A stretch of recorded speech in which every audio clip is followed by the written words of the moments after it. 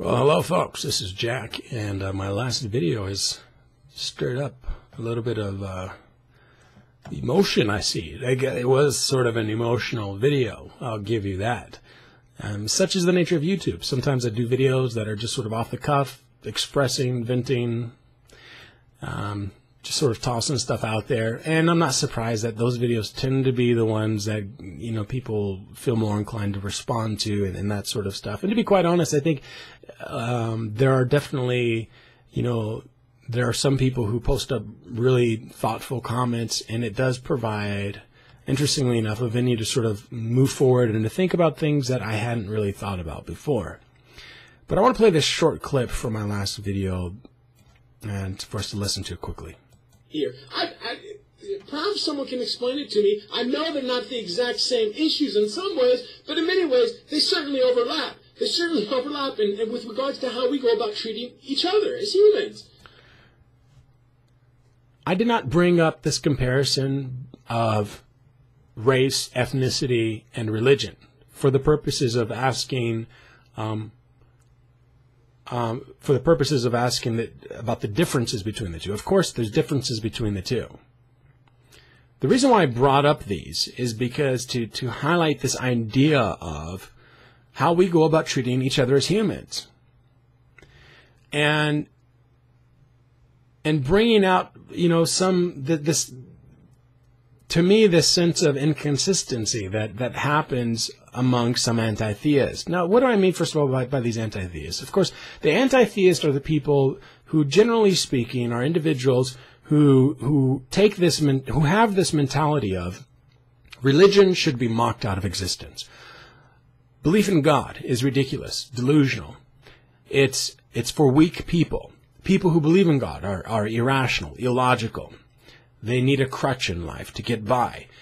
And it needs to end. And the world would be a better place when religion ends and belief in God stops. This is the general idea of the anti-theist here on YouTube. And it's not just that. Of course, the anti-theist also encompasses the idea of they will be as abrasive and confrontational and vulgar and crude to religious people and their deeply held beliefs as they feel inclined to do. And they have there's no boundaries. There is nothing really off limits. They will be as crude and vulgar as it possibly can, so as to get a laugh, to make people to make people think in a particular way towards religious folks.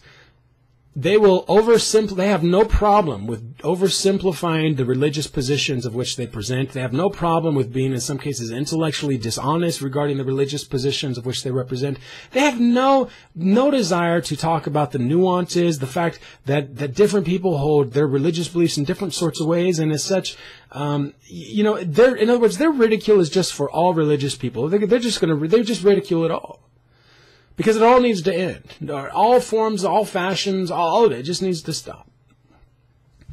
That's in general this idea of anti-theist. And the reason why I talk about anti-theist is because it helped me to be able to speak of this particular group of people without saying atheist.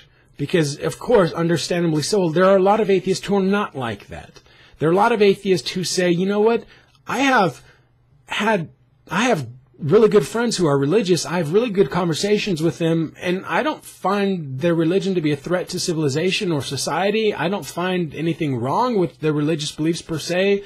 Well, maybe I do find something wrong with them, but I don't think that the approach I should be taking is me demeaning them, me ridiculing and mocking their beliefs.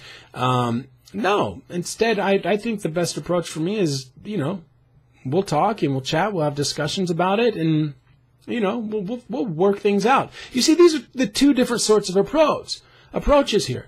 Now, of course,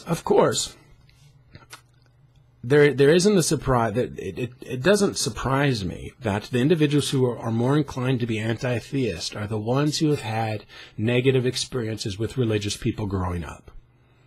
Okay, and that's unfortunate. It really is unfortunate that some of you have had such negative, horrible experiences with either religious parents or with a community or with a church that in some cases even I know that it has even scarred some of you in ways that, you know, maybe you haven't even fully rehabilitated from, or fully worked through, whatever phrase, sounds better to you, okay? And that's really unfortunate. It really is to me that that's the case, that you had to experience that sort of thing. The fact is, that's not how it worked for me. That's not how it worked for a lot of religious people. And it seems to me that someone who is seeking to be a critical, rational, reasoned person is going to step back and think to themselves and be aware of this fact of their experience and seek to understand that experience and not project it and generalize and push it on to all these religious people of whom, in many ways, in many instances, people haven't even encountered very many religious people outside of their own community, right? And so they'll just make blanket, broad assertions regarding these religions, of which, in many cases, they barely understand anything of it, because what they do understand is solely based upon what they learned when they were growing up in their own small religious community and environment. But it's unfortunate, though, that an individual thinks that the best approach they need to take now, because of this horrible experience they had in their life, is they need to pay back. They need to have revenge. Is that really how we want the world? Is that the kind of world we want to live in, where you want to take out revenge on, where we all are just sitting around and we want to take revenge out on people, and where we ignore the fact that there are exceptions, where we ignore the fact that there are people who are willing to talk with us? I mean, is that the kind of world that we're going to live in? Right? I mean, when we look, for example, at this idea of racism, people ignore people who are racist, they look at specific things and they ignore exceptions, right? Of course, there's other problems with this idea of being a racist and thinking that yourself is superior, but you see that there's these correlating ideas of these individuals that they ignore things. They ignore the humanity of these people. And they justify it. They justify it. There are anti-theists who have justified why they need to go out of their way to be as abrasive and confrontational and vulgar and crude and rude, not just to the beliefs, but to the people who hold those beliefs. And I don't think, by and large, most of us here on planet Earth really want that.